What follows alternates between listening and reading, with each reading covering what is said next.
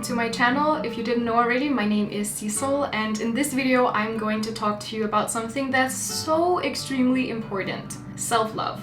So finally, the video is here. I'm going to share with you my top tips that completely changed my life.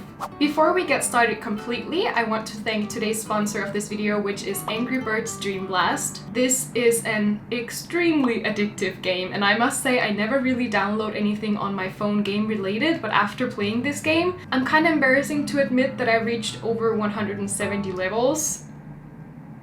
I mean, what can I say? I'm super competitive, and this game is so fun. You can even team up with anyone in your area to beat other teams from other countries, and you have a ranking, which just feed to my competitive side a lot. Pretty much the game rules are that you just have to pop the bubbles and reach the certain requirements to go for the next level. It's a super fun game, and it's even more perfect for this time where we're all staying at home either way and we want to have something to make our day pass by. And I'm not very proud to admit that I can play this game for a few hours without even noticing, so this definitely will eliminate any risk of being bored during this quarantine time. If you're interested, there's a link at the top of the description box down below. Now let's get on to the first tip of this video. The first step on the journey to self-love is to detect the problem. The reason why we often dislike ourselves on anything that doesn't really evolve around our physical appearance, it's usually a different trait of ours that we don't like. When I first started this journey, I realized that I really hated my stubborn side, and I really hated that I was so judgmental inside of my head, both of other people but also of myself. So what I did to fix this, obviously you can never fix something like this 100%, but you can get better at it. What I did was I started to really pay attention to these things that I disliked about myself, and I wrote them down so I was completely aware of the things and traits of myself that I did not like and that I wanted to change. And then I looked outside. I looked at my friends, I looked at my family members, I looked at any person that I looked up to and who had certain traits that I was very envious of and that I would love to pick up myself. My biggest inspiration for becoming a better person was a friend that I have back in Denmark. This girl is just such a ball of amazing energy. You can just see every time you're having a conversation with her, even when she was having a conversation with strangers, she would look them so deeply in the eye and you could feel the warmth and the happiness. Her energy just radiated right in front of you, and I really admired that. So every time I've been with her, I feel inspired. I wanted to go out, and let's say I was ordering a coffee, instead of just being like, yeah, 1 coffee please, which there's nothing wrong with, I would do it like she would do it. She would say, hi! Yeah, I would love to have a warm cup of coffee, thank you. And then my mind and my actions turn around to this actually being a trait of mine. So guys, detect the problem and find inspiration from anyone you look up to and practice those traits. Tip 2, take responsibility. Study shows that when we are happy, we're more loving towards ourselves and we're more forgiving towards ourselves.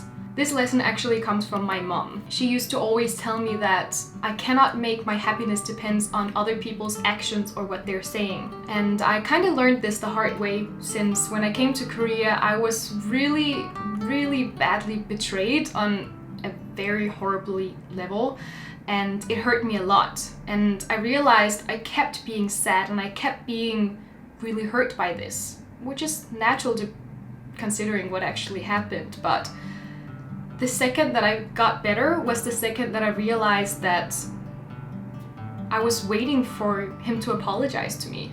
I was waiting for them to make me feel better, because I thought that was how it was supposed to be. After all, it was their fault, right? While in reality, while it might be their fault, it's my responsibility to get over that. Let me put this in another way. I used to only like my appearance whenever anyone would compliment me. That was the only time I would feel confident in myself. Never in my own room in front of my mirror alone, because I couldn't say this to myself. And that's because I made my confidence and my self-love depend on whatever other people said. If you're more interested in this topic, I really recommend you to read the book called How Not to Give a Fuck by Mark Manson. It's great. So guys, even though whatever is happening is not your fault, it's always your responsibility, and you can never make your own happiness and your own self-worth depend on what anyone else says and does. If anyone or anything is making you feel bad, cut them loose. You're doing yourself and that toxic person a really big favor. Tip number 3, meditation. Now you might think, how is meditation gonna make myself love myself more? So meditation and manifestation is a very, very powerful tool in order to switch the way our brain thinks. Manifesting while meditation is extremely important, and the more that we think a certain thing about ourselves, the more our brain is going to get used to that idea and change our actions and our thoughts around that thing. So it's an extremely powerful tool, and especially if you're dealing with anxiety and depression as well, this can be so beneficial. So let me share with you how I meditate and how to do it if you have no idea what meditation is. So meditation can be done in a lot of different ways. I prefer to either sit or lie down. So get comfortable. Now let's talk about how we have to sit with our hands. In the end, I don't think it matters that much, but the guru that I met on Bali actually described to me that if you're sitting with your fingers like this, the thumb and is that called index finger? I'm not very sure. The pointy finger. You put these together, and then the tension that's going on between here is actually the force that's opening up your soul. That's what he said, at least. So I like to sit like how I learned on Bali, like this. You don't have to sit in a fancy position or anything, you just have to be comfortable. So when you're comfortable, place your hands on your knees, and then we have to decide if we want to put our hands upwards or downwards. If you want to go more inward towards your own energy, if you want to be really focused on, you know, maybe there's an issue right now, or maybe you have the most horrible confidence and you want to know why, it's better to put your hands downwards, because then your energy will kind of direct inwards. If you want to be more receptive to the energy around you, and especially the room, maybe it's full moon and you are manifesting a meditation at the same time, then it's really good to put your hands open, turning upwards. So there are a lot of different kinds of meditation, but my 2 favorite ones are concentrated meditation and mindful meditation. If you're a really beginner, I really recommend you to start with concentrated meditation. That means you sit and you focus on one single thing. So that might be, the most common one is to sit and breathe. So focus on your breathing. Not try to affect it, but just pay attention to it, and that is the only thing that you're paying attention to while you're meditating. It can also be listening to a mantra, either on the speaker or you can say it yourself. The most basic one is just the So you pretty much just sit and say and hold it as long as you can hold it, and that's how you keep focus on that. Now, if you want to look a little bit more inwards to yourself, which is the meditation that really helped me, was mindful meditation. And basically I call it like a stream of consciousness. You just let your mind take you wherever it wants, and this is very, very beneficial if you, like me, were very unhappy with the trait of being too judgmental, especially towards yourself and towards others. This is a great way to detect the patterns of your mind. You have to know the patterns of where your mind wanders in order to fix the problem. So the most important thing is that you just let it flow. You shouldn't be judgmental towards your own thoughts. You shouldn't say, oh my god, Cecil, stop, you can't think that. Don't do that. Let it flow, and as soon as you're done with your meditation, you can start to reflect about why you thought certain things. It's also good to write it down maybe, and then you can see your progress throughout time. Tip number 4, I might sound a little bit too hippie now for some, but get into nature. To me, nature has extremely healing powers. I can honestly say that I have never taken a walk in nature and coming back and not feeling more happy and more relaxed with myself. And this is not just something that happens to me. It's actually scientifically proven that people who spend more time in nature are happier with themselves. They have less anxiety and they have less incidents of depression. That is why I have made it a ritual to get out at least a few times a week into nature and completely away from the city. Just find a place where you can take off your shoes, touch the grass or the ground with your bare feet, and mindfully touch a tree. You can even hug it. It gives such a cleansing energy, and you really truly get the feeling of being very calm.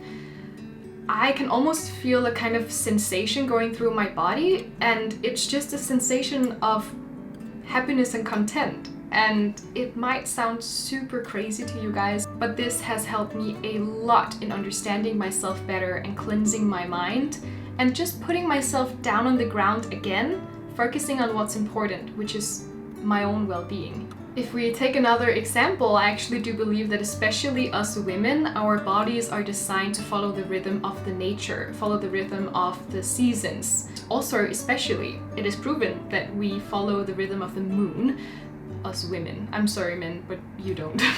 Which is also why getting out while it's full moon or new moon, it's a perfect time for us to manifest and manifest our love towards ourselves. Manifestation pretty much is telling yourself that you are this thing that you want to be. Let's say you are loving towards yourself. If you keep repeating that, keep saying it to you, manifesting it, that's essentially what it is. You will start to believe it and you will start to perform actions that shows more love towards yourself contra actions that shows self-hatred. So use nature any way you can, anything that works for you. My last tip on this list is no surprise to anyone. Do something good for yourself. There is a reason why everyone says this when making this kind of video, but it really does work. I really love having some kind of ritual that really shows the self-care and self-love towards myself. For many people, that's a pamper routine, and for me, that is it as well. I went to Bali last year and I learned about Ayurveda, and one thing really stuck with me, and that is Abhyanga. Now, I apologize for my pronunciation of that word, but basically that is a warm oil massage of your body, and it's a very mindful process. So how I like to incorporate this into my routine is that a few times a week after my evening shower, I will warm up an oil very carefully, and then I will start to massage each part of my body with it. And I will start from the top and go down from there, also making sure to hit the insides of your ears as well. And then I will mindfully, every single time I go to a new body part, while I'm massaging it, I will tell it how much I love it, how beautiful it is, and thank it for its function. This has especially helped when I've been massaging my thighs. My thighs are a huge insecurity of mine, and I think a lot of you guys can relate to that feeling. But just a few times a week, touching yourself like that and showing yourself that kind of love, if you keep repeating this thing, again, like I said earlier on, you're gonna start to make it a natural thing for you. To say these loving things can be hard in the beginning, but while you keep doing it, it's getting easier and easier, and your mind starts to believe it. This has been a huge difference for me after I started doing these body massages to myself, and I'm never stopping again.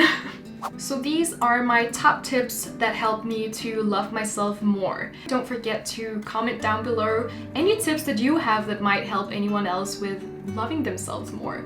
I think it's important that we share this with each other. Lastly, again, thank you to Angry Birds Dream Blast for sponsoring this video. The link is also down below.